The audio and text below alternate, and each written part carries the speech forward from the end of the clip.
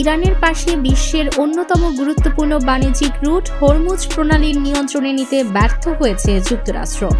এখন ব্যর্থতার দায় এড়াতে নানা উল্টাপাল্টা কথা বলছেন মার্কিন প্রেসিডেন্ট ডোনাল্ড ট্রাম্প। যুক্তরাষ্ট্র ও ইসরায়েল ইরানের বিরুদ্ধে যৌথ হামলা শুরুর পর হরমুজ প্রণালী কার্যত বন্ধ করে দেয় তেহরান। তবে বারবার হামলা চালিয়ে ও হুমকি দিয়েও ইরানের মাথা নোয়াতে পারেননি ট্রাম্প। এমনকি তিনি হরমুজ প্রণালী সচল রাখতে মিত্রদের সাহায্য চেয়েও ব্যর্থ হন। এমত অবস্থায় এবার নতুন কাণ্ড ঘটিয়েছেন তিনি। হরমুজ প্রণালীকে ট্রাম্প প্রণালী হিসেবে নামকরণ করেছেন মার্কিন প্রেসিডেন্ট হিসেবে দ্বিতীয় মেয়াদে দায়িত্ব নেয়ার পর ওয়াশিংটনের বেশ কয়েকটি ভবন নিজের নামে করেছেন ট্রাম্প। এছাড়া গালফ অফ মেক্সিকোকে গালফ অফ আমেরিকাও নামকরণ করেন তিনি।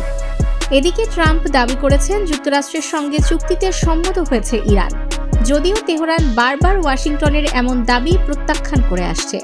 এমনকি ইরানি কর্তৃপক্ষের সঙ্গে আলোচনা চলমান আছে বলেও দাবি করেছেন ট্রাম্প, যদিও এমন কিছুর কোনো আভাসই দিতে পারেনি কেউ।